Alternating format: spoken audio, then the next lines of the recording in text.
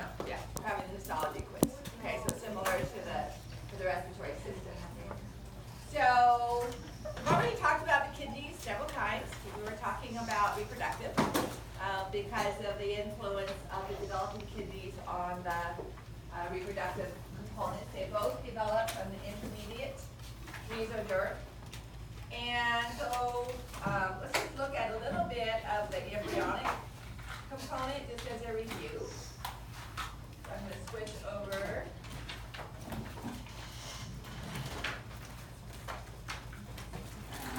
Remember the three parts, or the three different kidneys that are formed. Stop it there. So prior to mesonephros, what do we see? What came, remember this is the only organ, it has three definite developmental components. So the first one doesn't actually function. Yeah. The pronephros. And by not functioning, I mean there's no association between the blood and the kidney structure. There's no filtration going on. Okay?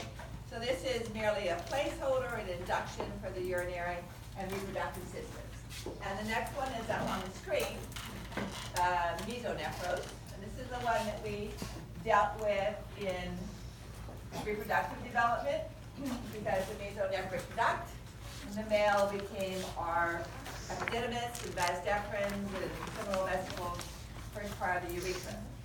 The mesonephros itself, these little tubules, if you recall, became epiductuals, connecting the testes to the epididymis. All right, but even that will disappear.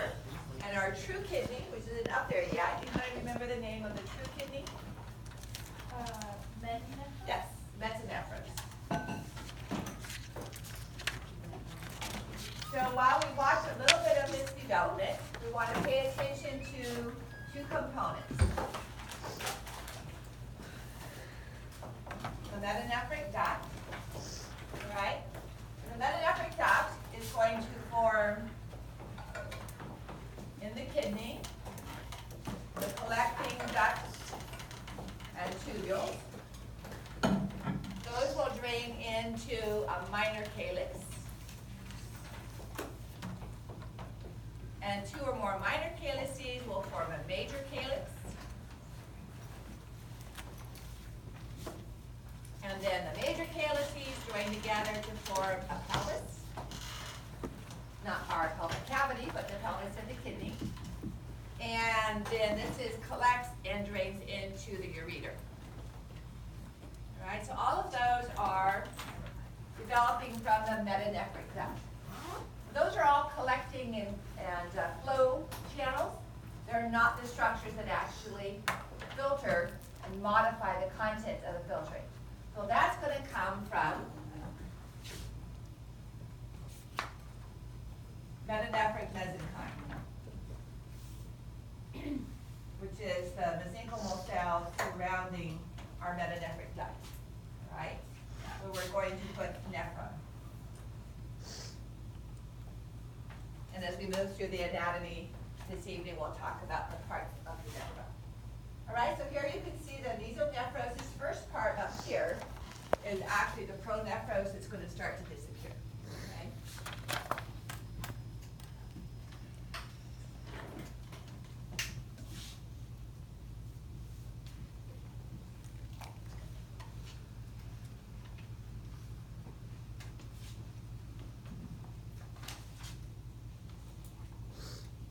So as that moves down, this is what we looked at early on with the reproductive development.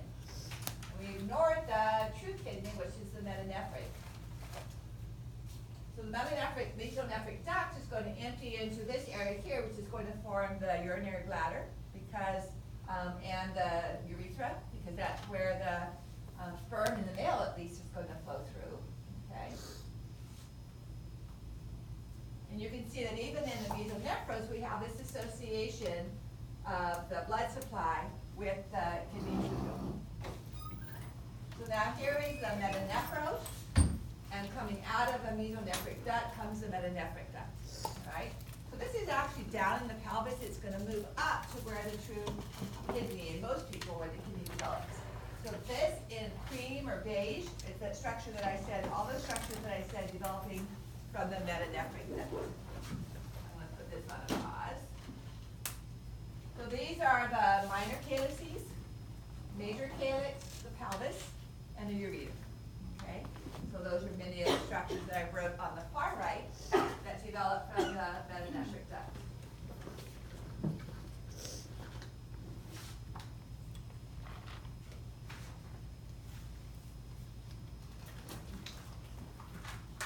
These are the collecting ducts. And then the nephron, which is the functional unit of the kidney, is going to form from these mesenchymal cells. So here's the collecting duct, and then this just shows a little bit of the proliferation and how the tubule's forming. But difficult to kind of make sense out of all of that component. So I just wanted you to be able to see those structures there, and then let's move ahead to. So this is how we do the filtration. It is an association of the nephrons with the blood supply. All right, that's what we didn't see in the pronephron. So here's our true kidney. And then it's going to, while the gonads are migrating down, the true kidney is going to migrate up to where its blood supply is coming from.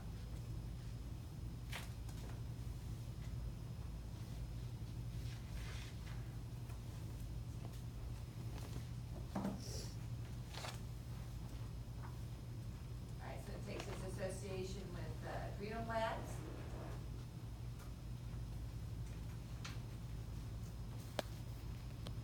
All right, so here's the rectum, and this is left over from what in the umbilical cord. This is going to become the bladder, and this is going to become the anal canal, and so it has to separate.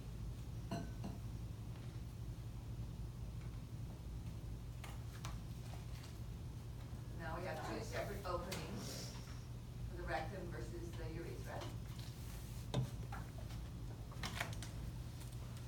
And so I don't know if you remember me talking about the umbilical arteries. Remember, they become the medial umbilical ligaments, not the median. The median is that urachus. It was that original connection of the bladder to the umbilical cord. All right, so this is that median band that comes up the midline from the pelvis. So the two umbilical arteries form the medial umbilical ligament, and right up the middle, the median is the remnant of this structure here, okay, which is urachus. It's no longer functional prior to birth.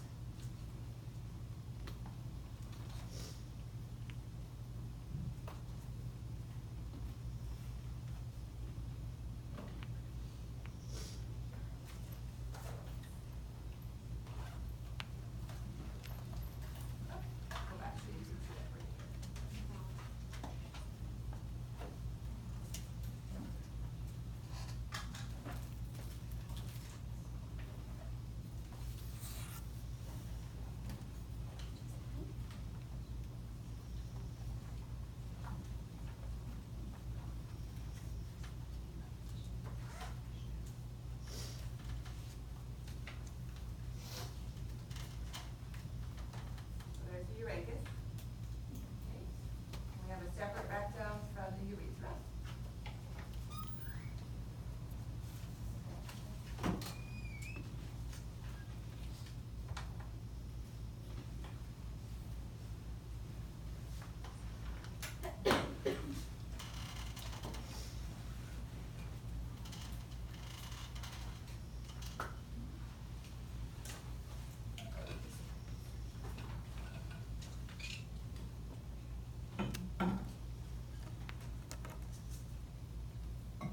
All still within the first trimester. Okay. All right, so we're going to stop there because that's getting more into male components.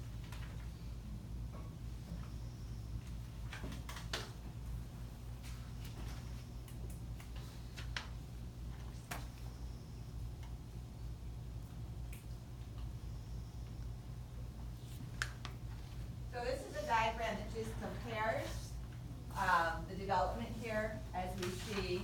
This is mesonephros, pronephros disappearing, mesonephros, and then finally the true kidney forming at the bottom. Yeah. When we first went over the pronephros, we talked about what each one did. We need to know that again. Can we go over that real quick? Yeah, so pronephros is non-functional as far as filtration, right? So this has no filtration.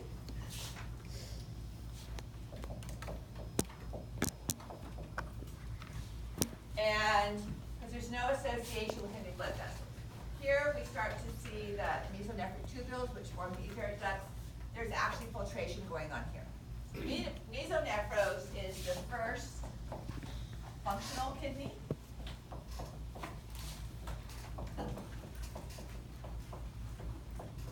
And the mesonephric duct forms the epididymis.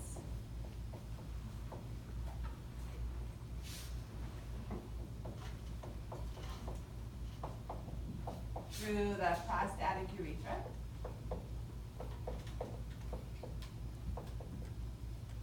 And the only part of the kidney itself would be the mesonephric tubules.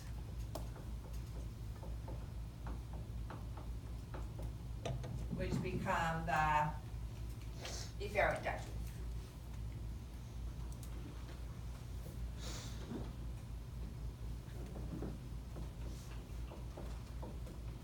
Okay, and except for those components, that all disappears. Mesonephros disappears. And then out of the mesonephric duct, well actually out of the cloaca, develops the metanephric duct, and surrounding that embryonic tissue forms the nephron itself. Okay.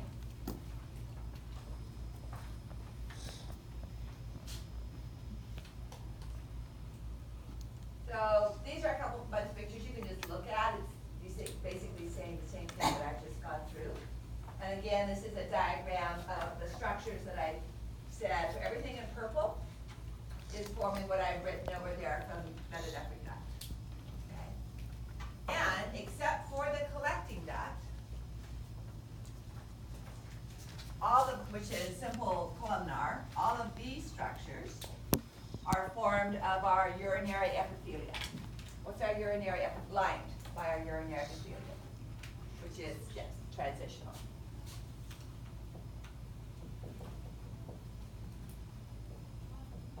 And this will be, the collecting duct and tubules will be simple columnar. With no microvilli or very short microvilli. Okay, so they're quite different from our respiratory system.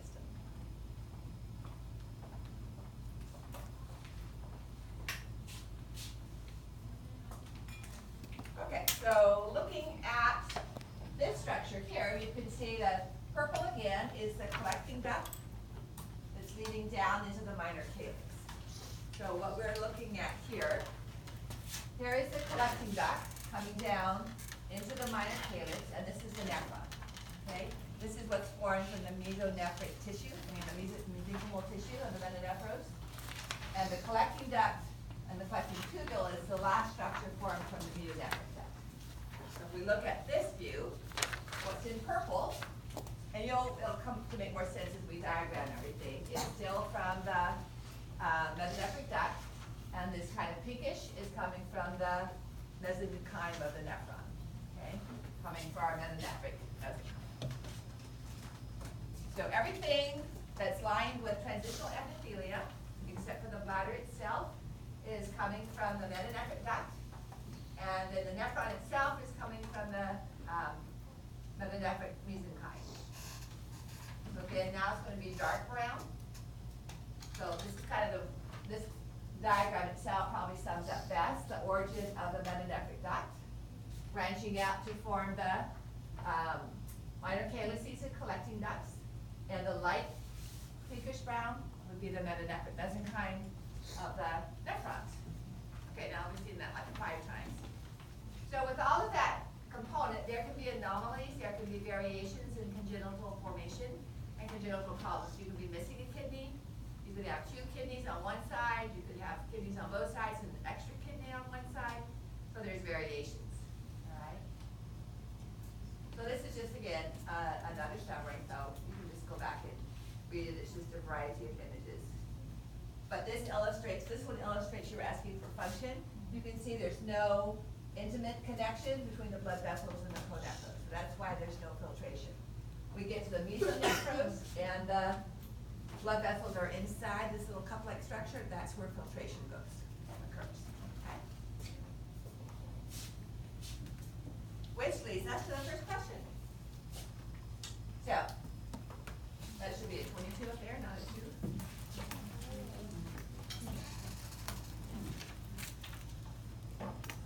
So which of the following forms of the developing kidney is the first to filter the blood? If you're not sure, here's this picture again.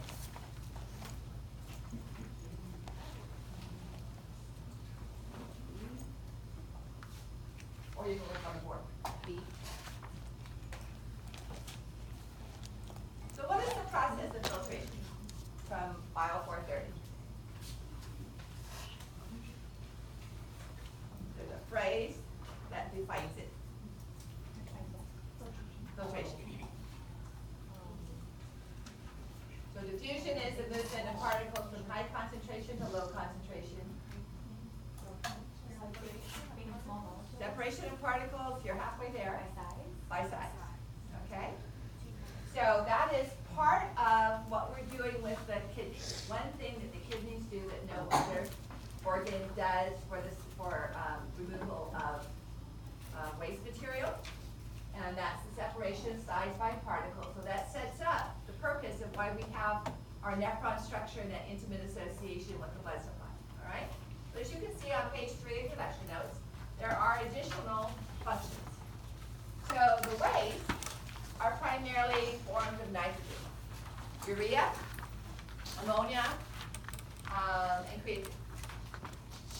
So some animals will actually do uric acid, which is a solid form of nitrogenous waste, very concentrated form, but it's not very good on the tissue, so we don't get to that solid form. But animals that have to limit how much fluid loss they have, like kangaroo rats, will often excrete nitrogenous waste as a solid.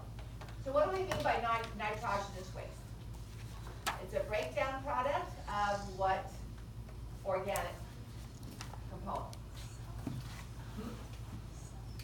What are the 3 types of molecules that make up our body? Lipids, proteins, and carbohydrates. Okay? Which of those 3 contain nitrogen? Proteins. Just proteins contain nitrogen. Okay? And so nitrogenous wastes are the wastes that come from breaking down proteins. When we use amino acids, as we pass them through the metabolic process and use it for energy, all right? Or for other mechanisms, they're broken down, maybe as waste by the lysosomal components. So we're going to get rid of the nitrogenous waste. So ammonia, that's why a baby's diaper, starts to smell, because the nitrogenous waste interacts with oxygen and ammonium ion changes into ammonia. Now, as part of that, we move fluid out of the body, right? So it's not a solid precipitate, water's moving with it, and as a means of controlling the pressure, the kidneys function in regulating ionic composition.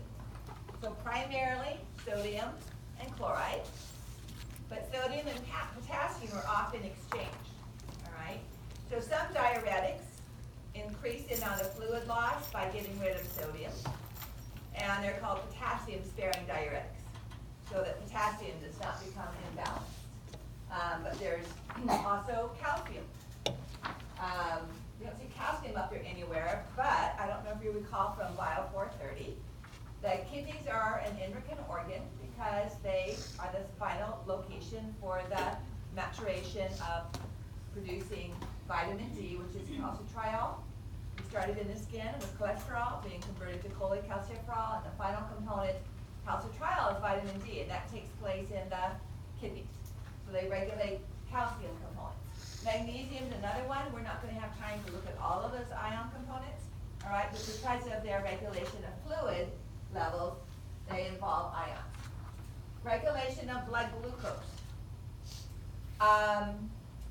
They don't secrete hormones that regulate blood glucose, but if your blood glucose is high, the additional glucose will spill out into the urine. In other words, the body won't reabsorb all of it. And there's drugs now that decrease the amount of glucose that the body will reabsorb. And so more of that is secreted into the filtrate. Regulation of pH. We're going to talk about that with acid-base balance next Tuesday in more detail. So I would say the big ones here are excretion of nitrogenous waste, regulation of, ions are big, but they come in control of our volume and blood pressure. So I'm going to put ionic regulation in here. So excretion of waste, regulation of pH, regulation of blood volume and blood pressure, and under that falls our ion composition. And then remember we talked about EPO, erythropoietin. So of all the organs in the body, the kidneys are sensitive to the CO2, the dissolved oxygen that's passing through it, and depending on whether that's low or high, they will synthesize erythropoietin. It's a weird organ to do that, but the blood goes through that organ more often than any other organ, okay? So it's not so much because of their need for oxygen, I think it has to do more with the amount of times, the number of times the blood is passed through. So I'd like to come back and talk about where this takes place in the kidney. As far as nephrons are concerned, once we're done talking about those components. All right, so where are the kidneys found? We look at the transverse section of the abdominal cavity. Here would be the aorta and the inferior vena cava, the vertebra. These muscles here are psoas major and quadratus lumborum. We'll see that on a frontal view. And here's the peritoneal cavity. What are the contents of the peritoneal cavity? Or is the content serous fluid? All right. So our stomach, when we get to the digestive system, if we're looking at a small, may I erase the board? Thank you. Remember how the heart pushed itself through into the pericardial sac until the visceral pericardium was attached to it, and the lungs grew into the pleural sac until it's surrounded by that. So in our abdominal cavity, we have our parietal peritoneum, but then it's going to envelop around the liver, and it's going to envelop around the stomach and the intestines. So these would be organs. Again, we'll be more detailed about that. And so all of this empty space is the peritoneal cavity. This would be visceral peritoneum, and attached to the body wall would be parietal peritoneum.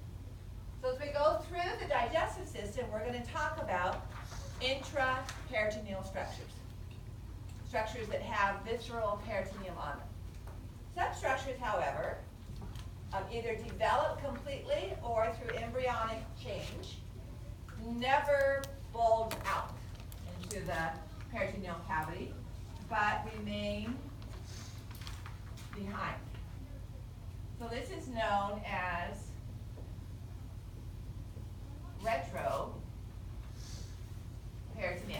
or behind the peritoneum, whereas this organ would be intraperitoneal,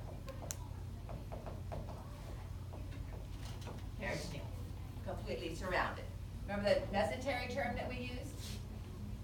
All right, so this would be a mesentery here. Here would be another mesentery. And we'll come back to those terms when we do the digestive system.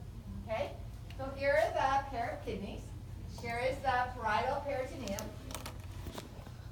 But it becomes only attached to the anterior aspect of the kidneys. It doesn't go around them completely. There is renal connective tissue and adipose tissue that helps to hold them in place, however.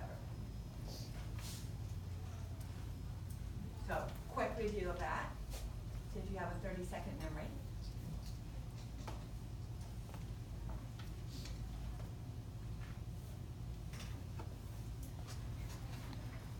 So, if you were going to have surgery on your kidneys, either simple surgery to remove some tissue or infected area, or to remove a kidney because you were donating it as a living organ for transplant. Looking at that diagram, what would be the best area for incision to remove the kidney or to do surgery on the kidney? Would you want to go through the back here and avoid the peritoneum? Would you want to come through here into the peritoneal cavity and open it from the front? There's problems with both of them. Coming from the back, we have our erector spinae. We don't really want to cut through those and do huge incision to get access to that. This produces an additional area of infection to open up that peritoneal cavity. So most often the surgery is lateral, okay? And the entrance is made here, avoiding both the peritoneal cavity and those deep muscles that help to keep the spine erect. So these are the two major muscles that support the kidneys. We only have two ribs, the two floating ribs, the vertebral ribs at the lower portion of the rib cage, and that's their only bony protection, all right? And then they rest on the quadratus lumborum and psoas major. So right here is quadratus lumborum, going from the iliac crest to the lower ribs, and this is psoas major, okay? So that's the only muscle support. All right, so we haven't talked about this yet, but thinking about the anatomy of the body, if you're receiving that transplanted kidney, where is it most likely going to be placed? Back, where the kidney was removed, the original kidney was removed and this is replacing. The right iliac fossa would be here. All right, left iliac fossa would be here, or within the pelvic cavity itself.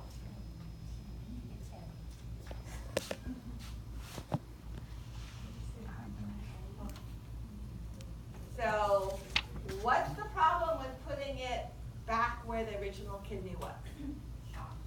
Ever heard of ptosis of the eyelid? P-T-O-S-I-S? You know what that means? So if your either autonomic nervous system or the voluntary neuron, if your eyelid is affected, it droops. Ptosis means drooping, okay, or falling. So if we put the transplanted kidney back at its original site, that fascia and that adipose tissue has been disrupted. And there's an increased risk of this sliding down and kinking of the ureter and separation of the vessels, at least putting strain on them, okay? In fact, this can happen to individuals who have a lot of bumpy activities like horseback riding or truck drivers, especially on our roads here in California, okay? A lot of bouncing up and down can cause one or both kidneys to start to slide down. So that's typically avoided, all right? So the next choice is the iliac fossas. Pelvic cavity is pretty crowded already, especially in females with the reproductive material. So which has more room, the right side or the left side? Right, because we have, I know we haven't done the digestive system yet, but we have the sigmoid colon over here. We have the ascending colon transverse, and then descending comes down, and then we have the sigmoid coming in here. You can see part of it.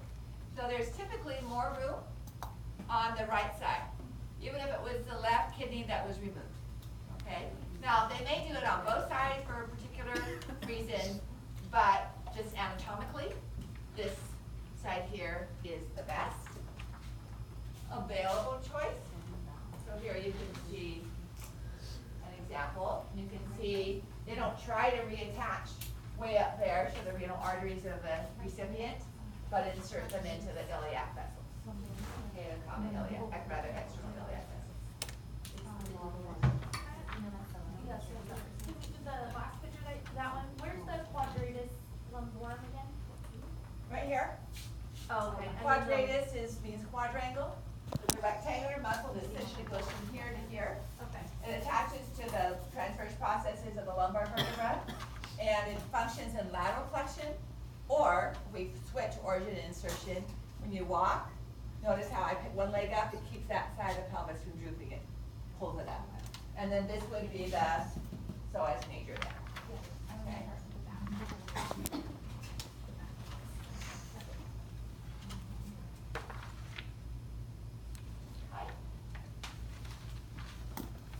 This is just the surgery of a removal of a kidney, but we'll see if we have time later. All right. So I want to draw the structures onto the kidney, and then we're going to add in the blood supply, and then we'll redraw it with the view of the nephron structures. Okay?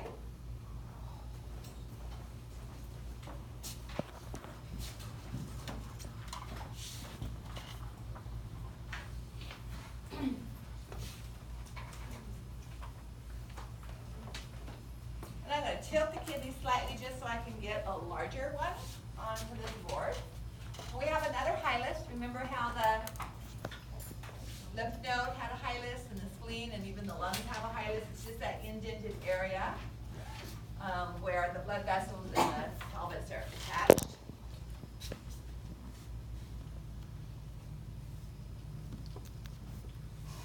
So the kidney has a capsule. It's rather thin, but it's intimately adherent to the surface. In other words, it's not something you can peel off easily. And then I will draw the ureter. The ureter dilates.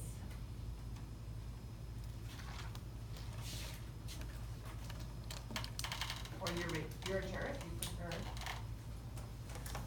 And this is what's going to go down into the pelvis and reach the posterior aspect of the bladder.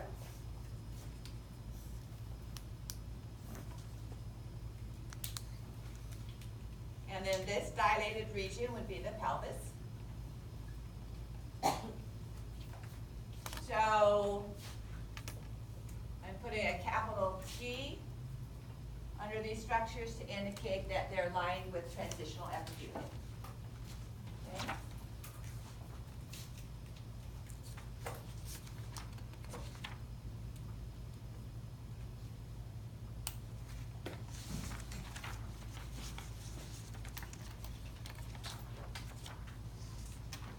So the next set of structures is a major calyx.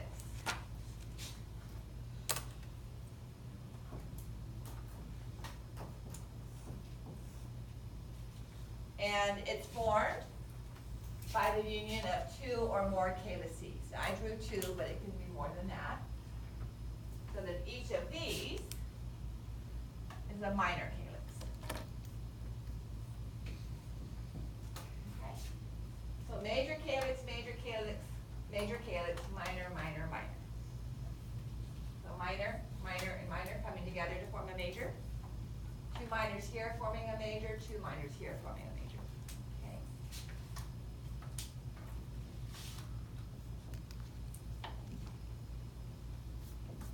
So this is also transitional epithelium. So that's our last structure made of transitional epithelium.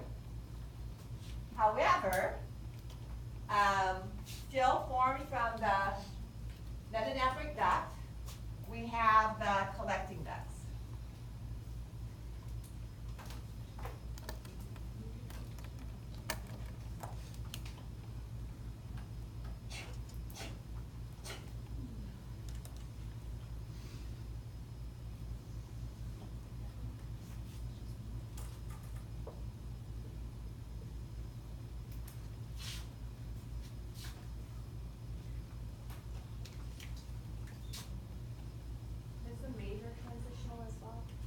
Yes. Okay. There's a T there, but it might be hard to see. There. Okay.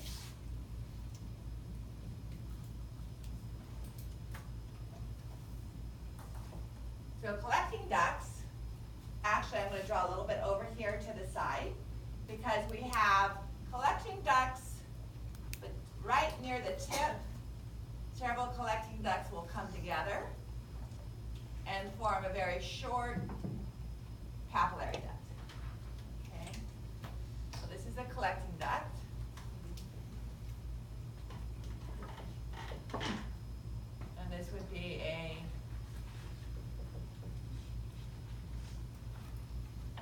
papillary duct. Would it be the renal pyramid? So they're part of what makes up the renal pyramids. Okay, so these have openings. And the end of the pyramid is called the papillae. It's the papillary duct. Okay. So it has that pyramidal shape. Let me get a model out here.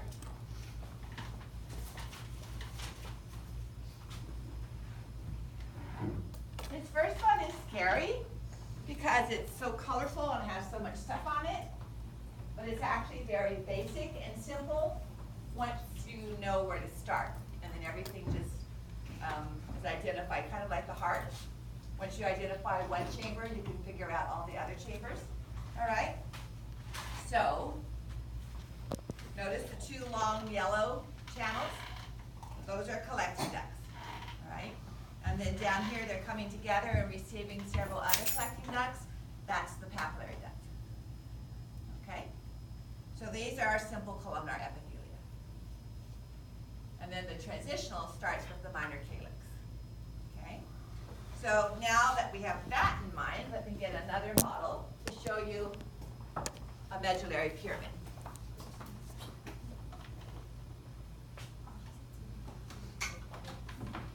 I haven't used these before. We have older ones, but this one shows the patella really, really well.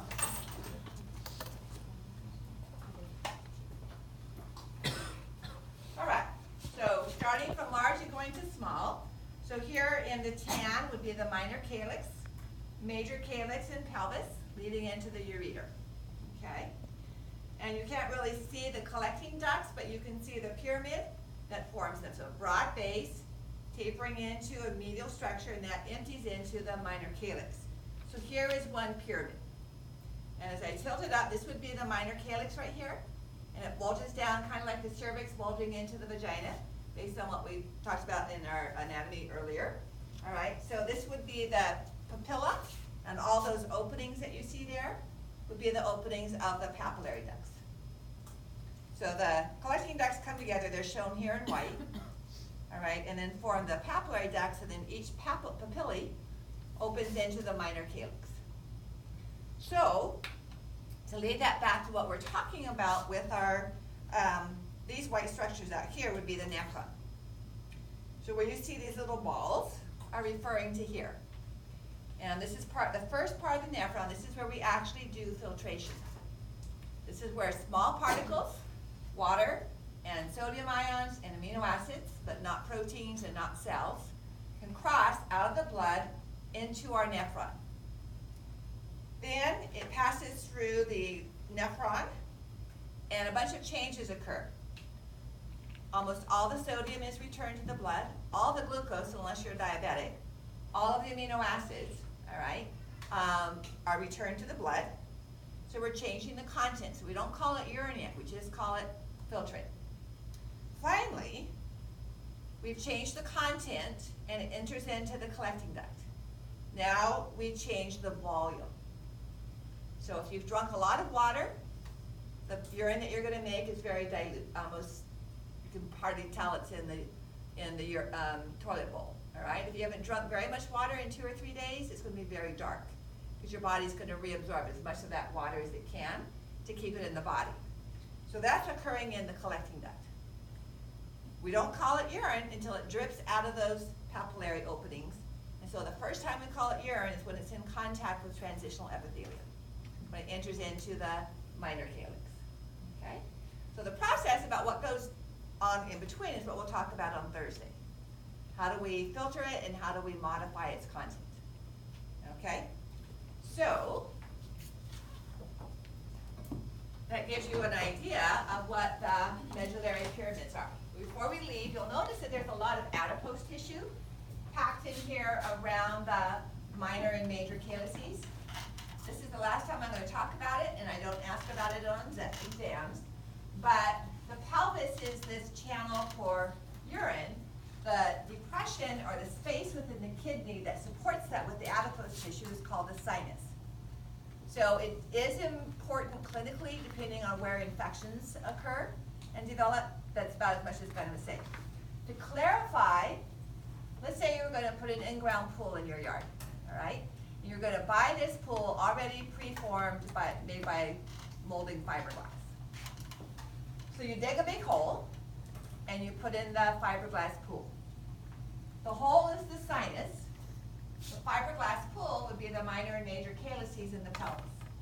And then we backfill it in with adipose tissue, okay? So that's essentially the difference between the sinus versus the calyces in the pelvis, all right? And again, it's important clinically, but anatomically, by the time I explain what I'm talking about, does it need any more discussion? All right, so we have these pyramids, and the pyramids are more than the collecting ducts. They look striated, as you can see. So I'm going to draw in a nephron, just to show you how it fits, okay? So the nephron starts out here with its glomerulus, and then it forms a highly convoluted component, dips down, comes back highly convoluted again, and then attaches to a collecting duct. So in our medulla, some of our nephrons will send their tubules down into the medullary pyramid. Notice how they go straight down and come straight back up again? So these nephron loops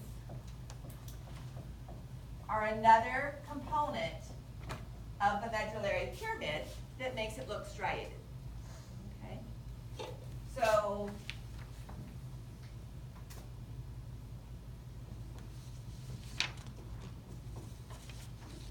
this is known as a medullary pyramid. Remember the lymph node and the cortex and the medulla? So this is not actually seen in the kidney, by the way. There's no dotted line in the kidney. But this region out here is the cortex. And this region in here is the medulla. That's why we call them medullary pyramids. Okay? So out here would be the cortex. Here would be the medulla. Now there are these renal columns that we're going to ignore. All right, but they're part of the medulla. So functionally, we're going to be concerned with what happens in the cortex. What structures do we find only in the cortex? What happens in the medulla? What structures do we find only in the medulla? And what structures do we find in both? Okay? The nephron loop is inside the. The nephron loop, or particular nephrons, will be in the medulla, but it doesn't have to be, which is the next thing we're going to look at. So this, we're going to look at, well actually we're going to look at blood supply. But these blood vessels right here are found where I drew that dotted line. So above those we have the cortex, below those we have the medulla. So here's the collecting duct. All right, starts out in the cortex but also comes down through the medulla. Here's the papilla and emptying into the minor calyx. So this would be our capillary duct. Notice that this particular nephron, here's our capsule where we do our filtration, dips deep down into the pyramid, comes back up again, and empties into the collecting duct. This particular nephron does not. Okay? So this is called a juxtamedullary nephron, which means next to the medulla. This is called a cortical nephron. Okay? You can see that on this model.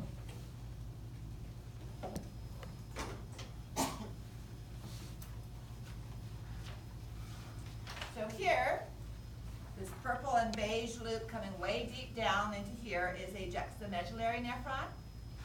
And this one, whose loop doesn't go into, or even it does, it doesn't go very far into the medulla, is a cortical nephron. Okay? Functionally, we're interested in the juxtamedullary. All right? That's going to set up our ability to concentrate the filtrate. This is juxtamedullary nephron.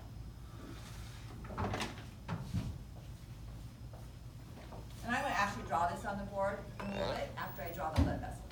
Okay, we'll come back to this slide. So I want to draw the blood vessels in. May I erase that after you grab your historical photographs?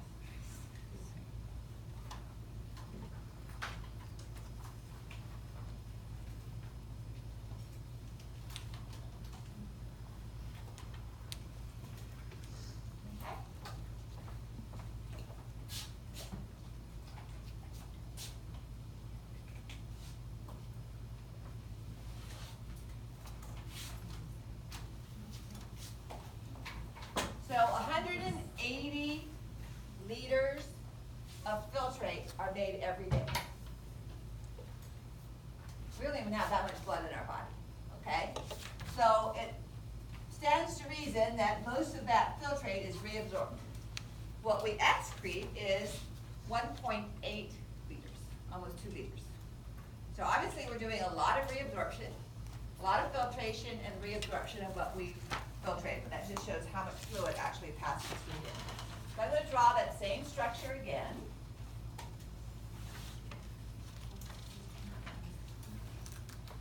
Without the names.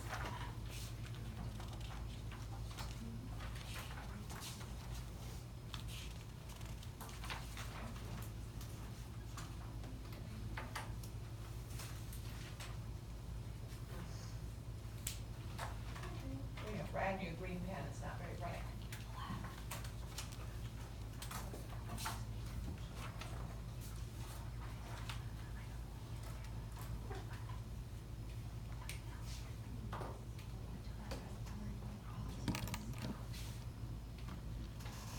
All right, so question 4.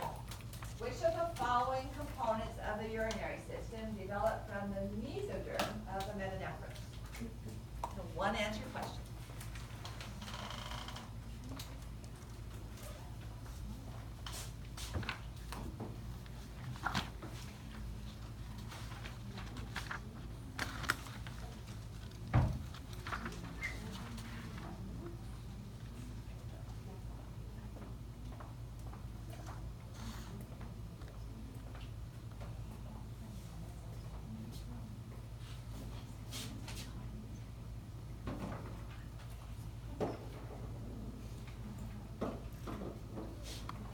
So here's a good model to review those muscles we talked about. Okay, so here's quadratus lumborum, iliacus, and psoas major. Okay, this tan structure here would be the ureter. And the bladder, right here.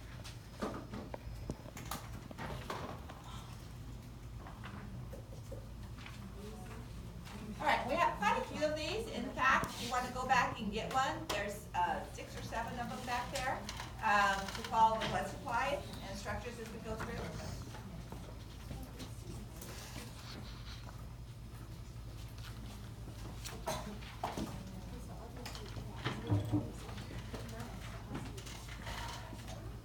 So I'm on page 8. Anybody need more time on question 4? Okay.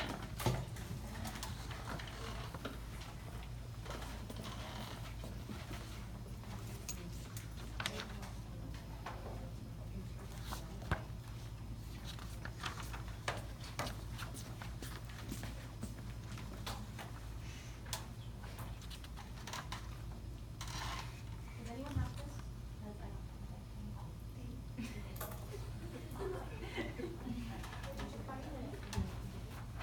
This is what I covered the first. Remember what I wrote over on the board? When I wrote metanephro, a metanephric duct, and mesenchyme of the metanephros. Yeah, but I need this. I didn't put it in And that, there. in that list of structures right here. So you have it on there. This is the stuff.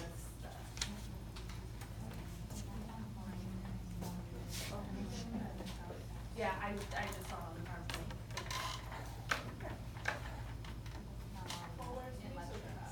Oh, it's more than one. So mesenchyme is another word for it? Uh-huh. Oh, wow.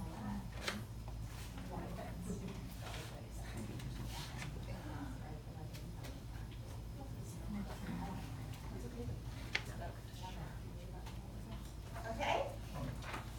Ready for the next slide? All right, so coming off of the abdominal aorta, we have a pair of renal arteries, okay? The renal artery actually is coming from behind the renal vein, but we're gonna ignore the renal vein, except for the segmental artery. There's no segmental veins, and everything else is duplicated by a vein. We have a renal vein, we have arcuate veins, we have interlocular veins. The only thing we don't have in the venous system is segmental. So we don't really talk about the vein components, okay? We're just gonna look at the blood flow in. So we're gonna bring in, I'm gonna bring in the renal artery.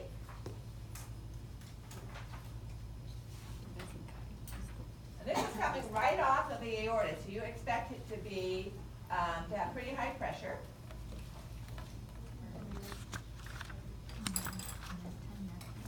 And it divides and sends up branches between each of the medullary pyramids. And those branches are the segmental arteries.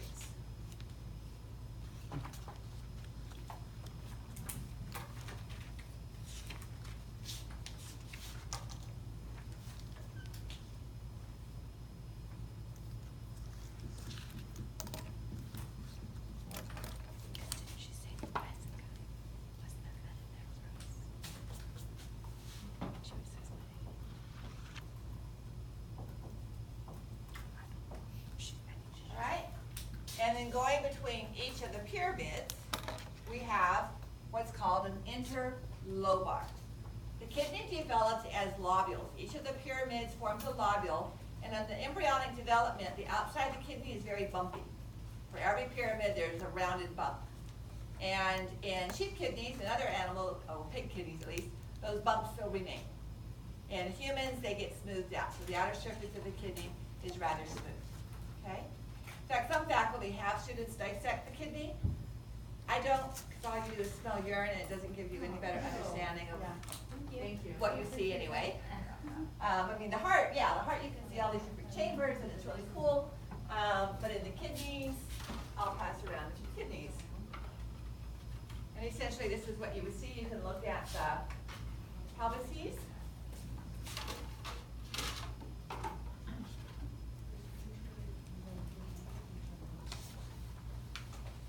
And this is essentially what you would see without the urine smell, or ammonia smell. You can pass that forward.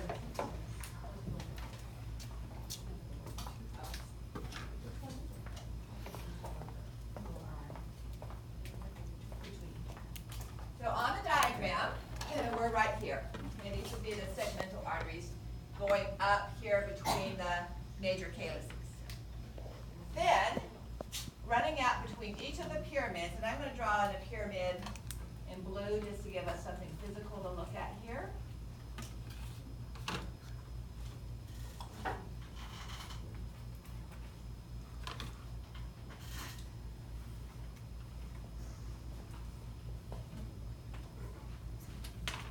So this would be a medullary pyramid.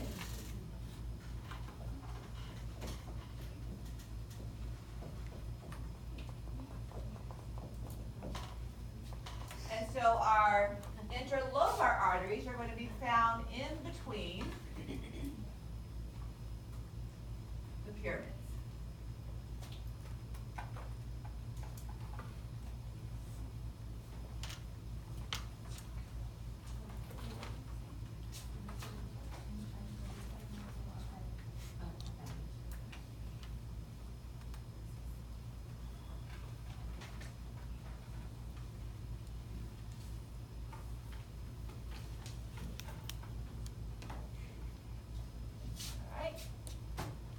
So this would be, each of these structures between the pyramids is an interlobar, right?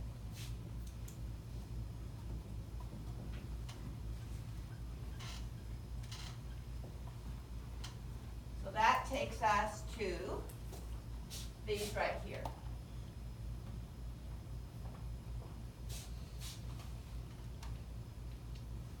So on the model, here would be the segmental, here would be the interlobar. Right?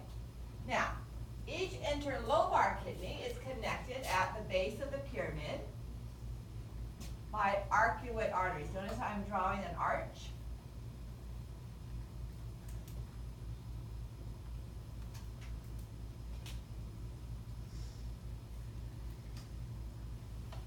So at the base of the pyramid, separating the medulla from the cortex of the kidney, we have the arcuate artery.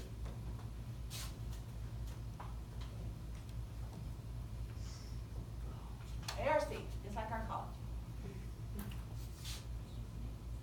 Now, so that's where the medulla and cortex meet. Then, at right angles to that, extending out to the edge of the kidney, we have straight vessels. And they have a couple of different names. The older name is often confused with interlobar. So remember we have lobe, and then the smaller piece of the lobe is a lobule.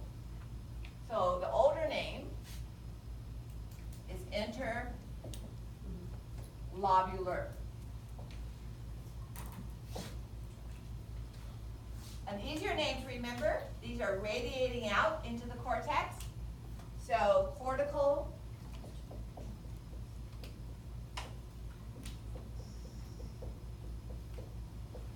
radiate is another term. Okay. So blood flows in the renal artery, out the segmental arteries, between the medullary pyramids as interlobar, then into an arcuate artery, and then out the cortical radiate or interlobular. So you have this sequence at the top of page 8.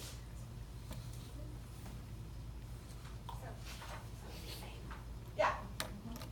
So either term is fine.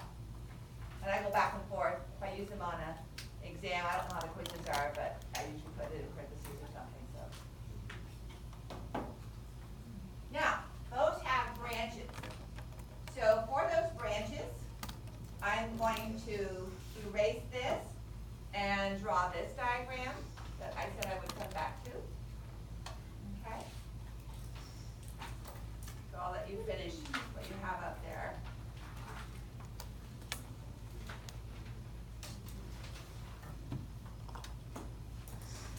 And we're gonna take it to the peritubular capillaries, and then, like I said, the veins follow along by vessels of the same name.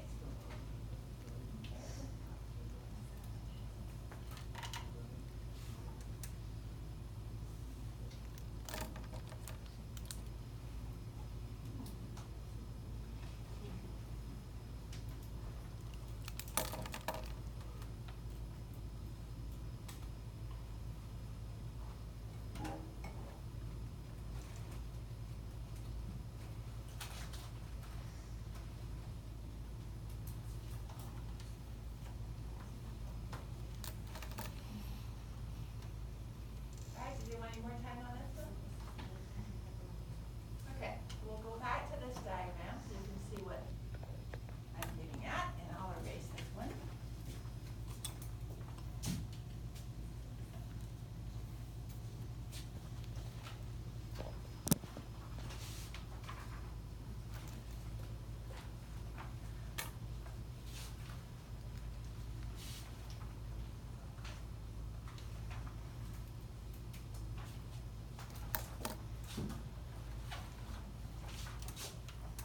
So this would be the interlobar, all right?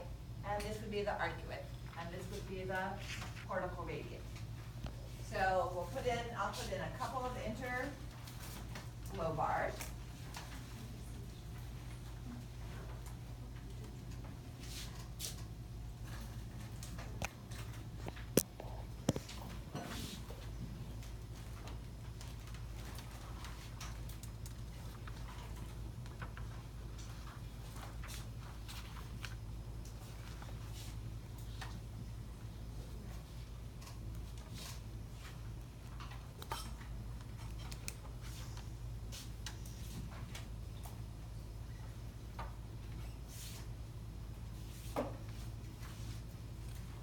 This is the arcuate.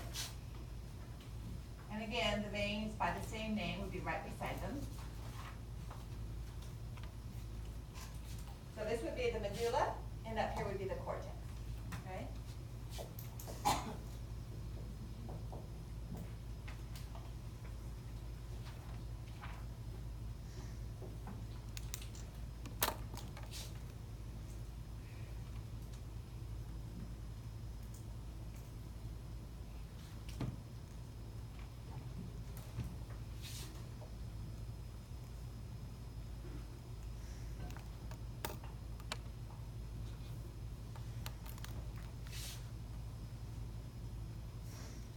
What I'm drawing are the interlobar interlobular or cortical radiate.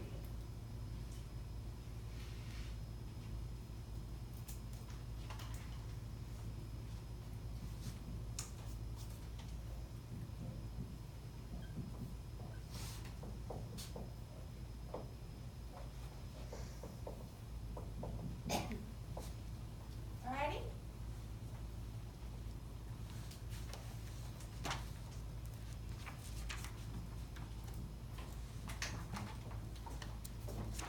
If we go back to this model, here would be the arcuate, right along here, which means that down here would be the medulla, and up here would be the cortex. And these two vessels right here are the cortical radiate arteries. Okay? There's no interlobar here, but they would be coming up this side. And we have the arcuate, and coming off the arcuate, going up through the cortex of the kidney, are the cortical radiate or interlobular. Alrighty? Okay, so now we're ready for the next ones that were too small for you to draw.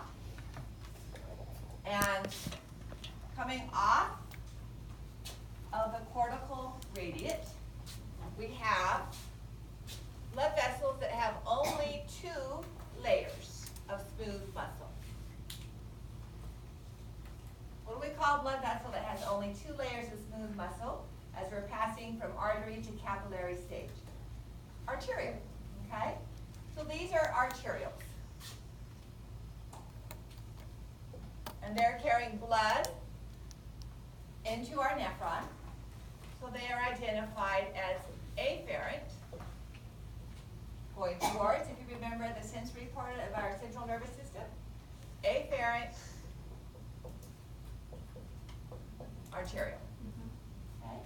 So blood flow is interlobar to arcuate to cortical radiate to afferent arterial. What blood vessel comes after an arterial? A capillary.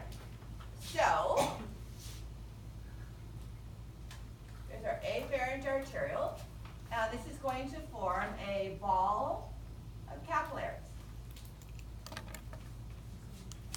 called the glomerular capillaries.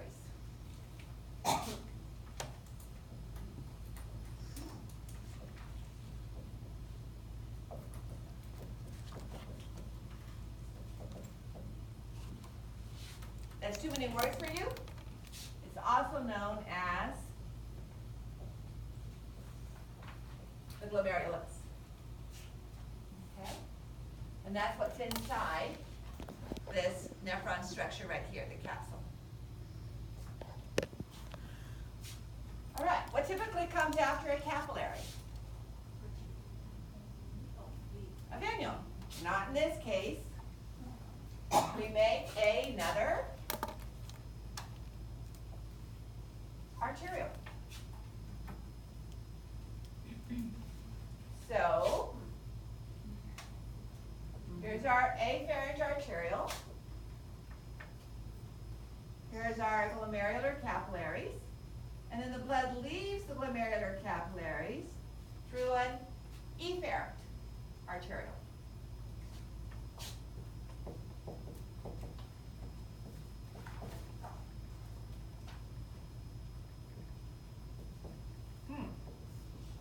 That's unusual to have 2 sets of arterioles.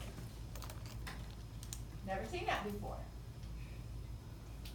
We usually have veins. What comes after an arterial? A capillary. So, we're going to form capillaries.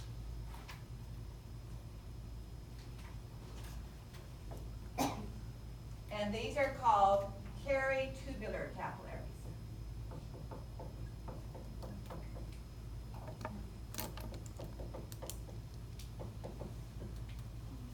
And the caritubular capillaries empty into cortical radiate veins. And then into arcuate veins and so on. Okay? So, 2 sets of capillaries. Does that remind you of anything?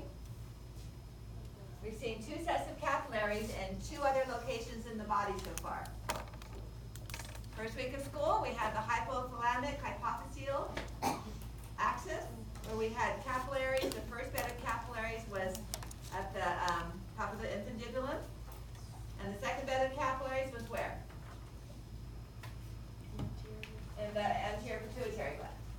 And that was so we could bypass having to go back to the heart after we picked up releasing factors from the hypothalamus. Those releasing factors entered the first capillary bed and traveled down the portal veins to the second capillary bed, where they exited. What was the other portal system that we talked about? And we'll talk about again after Thanksgiving. The hepatic portal system. So the first capillary bed in the hepatic portal system were the capillaries with the lymphatic lacteal, capillaries in the intestines picking up nutrients, and then they traveled via the superior mesenteric vein and hepatic portal vein to the liver, where they went to the second capillary bed, and the liver cells took out the amino acids and simple sugars that they needed, and then went back into the hepatic veins to go to the heart. But this is the first time that we've seen 2 capillary beds with an arterial in between and not another set of veins, right? We had arterial, capillary, vein again. This time we have arterial, capillary, arterial again, and then our second bed of capillaries. What does that provide that we didn't see before? What was the role of arterioles when we talked about the cardiovascular system? Controls blood flow. Yeah. Blood pressure control. Is blood pressure control important in the kidneys? Definitely, because without pressure, we don't have filtration. Too much pressure, and we blow our filtration membrane, tear it apart. So, notice how the afferent arterial is wider than the efferent arterial. We'll talk about this more on Thursday when we talk about filtration. But what happens if you have a water hose and you put your thumb over the opening? What's going to back up behind your thumb? Water and pressure. All right, so if we're a traffic jam, you have 5 lanes of traffic and it narrows to 2. The traffic starts backing up. So we have a wide arterial leading to capillary beds, but then a narrow vessel coming out. What's going to happen to the blood pressure inside that capillary bed? It's going to go up, all right? So if blood pressure in the body is low, the afferent arterial will dilate and the efferent arterial will constrict. If blood pressure is too high, the reverse happens. The afferent arterial narrows and the efferent arterial dilates. So we have a local mechanism for adjusting the filtration pressure. Okay, the whole systemic pressure could go up and down too, but that takes a little while to change blood volume. All right, so at the glomerulus, this is where we do our filtration, as we'll talk about on Thursday. Anything small enough to cross our filtration membrane is going to exit the glomerulus. What's going to happen in the second bed of capillaries? It's called the peritubular. And when I draw in the nephron next, well, you can see it over here. The peritubular capillary wraps all around the tubules. It's receiving the reabsorbed glucose and the reabsorbed sugars and the reabsorbed water and sodium ions. So we filter it in capillary bed 1, and then we take it back in capillary bed 2. All right? So the glomerular capillaries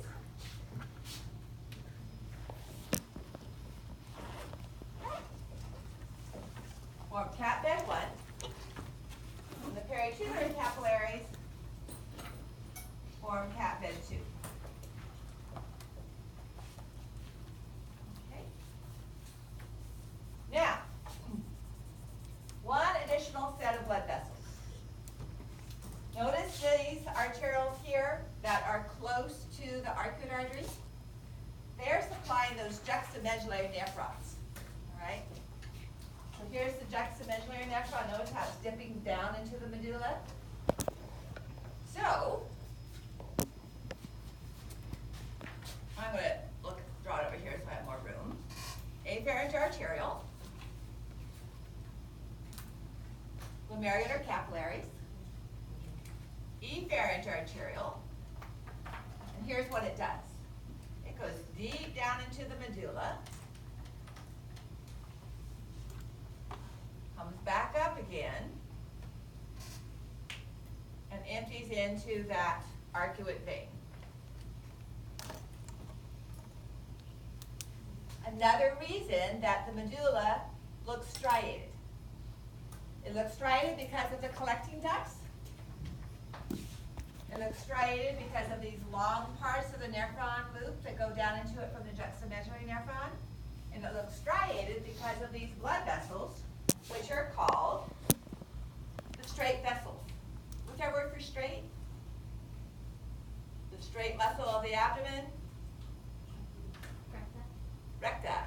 The tubuli recti, the straight tubules in the testes. So these are known as the vasa recta. And they are formed from the efferent arterioles that are close to the arcuate artery.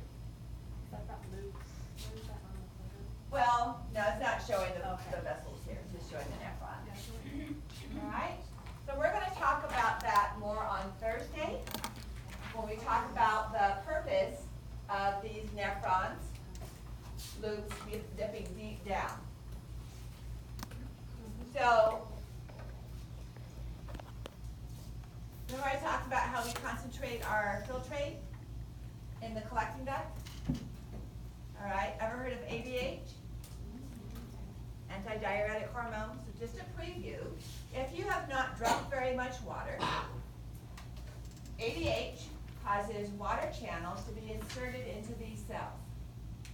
Remember I talked about putting sugar on strawberries? And the water in the strawberry cells moves out? So when those water channels open, there's a lot of increasing concentration of salts, a little bit of urea. This is more, up here is about 300 milliosmol, that's what our blood is. Down here is 1200 to 1400. And that's created by this nephron loop, okay? So as water is being moved out of the collecting ducts through those water channels because of a higher and higher salt solution, it moves into the vasa recta. Okay, so we'll mention the vasa recta again as we talk about the formation of that salty gradient. Now in humans, the saltiest it gets is about 1200 to 1400 milliosmoles, particles of sodium and chloride and urea way down here. Remember that kangaroo rat I talked about? Their concentration can go up to 4,000 because they have very, very long nephron loops. We could never do that because we'd have to grow longer loops. All right, but that's part of the function we'll talk about on Thursday. Okay, so those are the blood vessels that I want you to be able to identify. So we have the renal artery coming in, branching to form the segmental, and then between each of the pyramids we have the interlobar, connected by the arcuate. Branching out into the cortex, we have the cortical radius, or interlobular. Off of those, we have our afferent arterioles, and our first capillary bed, which is the glomerular capillaries or glomerulus. Okay? Then, the efferent arteriole comes out of that first capillary bed, allowing constriction or dilation to regulate pressure. And then we have the peritubular capillaries, and that goes back into the venous system. Down here, the efferent arteriole dips down into the medulla, medullary pyramids to form the vasa recta. All right? So let's take a break, and when we come back, we'll finish up lecture by talking about the nephron itself. I've been dangling that in front of you now for an hour and a half. Okay, almost. So we'll talk about the nephron and kind of put it in place here, and you can have some lab time to study the models for Thursdays. Okay? So why don't you come back about 5 minutes?